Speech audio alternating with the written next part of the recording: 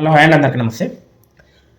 ఆడవాళ్ళకి ఆడవాళ్ళే శత్రువులు. ఈ మాట ఎందుకంటున్నానంటే, చాలామంది ఆడవాళ్ళలో చాలామంది జాబ్ చేసే వాళ్ళు ఉంటారు.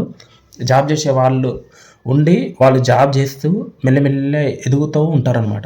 ఎందుకంటే వాళ్ళు ఒక ప్లాట్ తీసుకొని, ఒక ఇల్లు తీసుకొని, ఒక బండి తీసుకొని ఇలా ఎదుగుతూ ఉంటారు.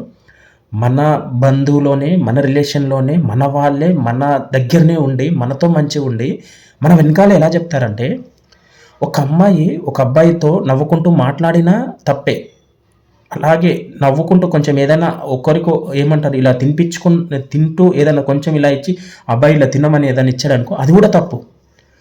అలాగే వాళ్ళు నవ్వుతూ కొంచెం ఇలా చేయబట్టుకున్నా కూడా తప్పే.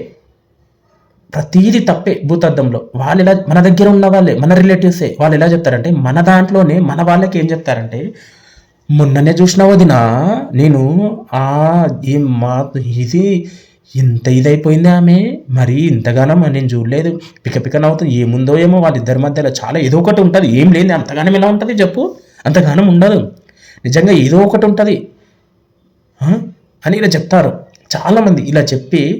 ఇలా చెప్పిన తర్వాత ఆ విషయం అక్కడే ఉంటుందని వాళ్ళు అనుకుంటారు, అక్కడనే ఉంటుంది ఇది. మళ్ళా ఎవరి గురించి అయితే మనం చెప్పాం మేము వాళ్ళ దగ్గర చేరదు, వాళ్ళకి ఇది తెలియదు అని అనుకుంటారు.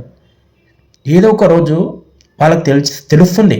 తెలిసిన తర్వాత నీవు నీవు నీ మీద చూపించిన ప్రేమ కానీ, నీ మీద చూపించిన అనురాగాలు కానీ, అన్ని ప్రేమ అనురాగాలు కానీ ఒక్కసారి నువ్వు ఇలా చెప్పావని తెలిసిన తర్వాత వాళ్ళకి ఎంత బాధ అనిపిస్తుంది.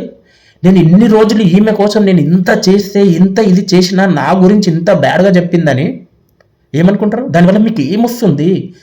మీకు వచ్చే లాభం ఏంటి? ఒక అమ్మాయి గురించి నువ్వు చెడుగా చెప్పడం వల్ల నీకు వచ్చే లాభం ఏంటి? నువ్వు అమ్మాయి కోసం చెప్పావు, ఫస్ట్ నువ్వు చక్కగా ఉన్నావా? నీది నువ్వు చూసుకోవచ్చు కదా, చూసుకోరాలా? ఎదుటి వాళ్ళ గురించి తప్పుగా చెప్తారు. ఇలాంటి వాళ్ళ కోసం మీరు ఎప్పుడు పట్టించుకోకండి. ఇలాంటి వాళ్ళ కోసం మీరు పట్టించుకొని ఆలోచించి మీరు మానసికంగా బాధపడి ఉన్నారనుకోండి, మీరు అక్కడనే ఆగిపోతారు. మీరు ఎలా సక్సెస్ అవుతూ ఉంటారో వాళ్ళు అలా చెప్తూనే ఉంటారు. దయచేసి ఇలాంటి వాళ్ళ కోసం వదిలేయండి. మీరు బురదలో రాయేస్తే ఆ బురద మీ మీదే చిట్లుతుంది అంతే తప్ప అలాంటి వాళ్ళని బురదతో పోల్చండి. మీరు వాళ్ళ జోలికి కూడా వెళ్ళకండి.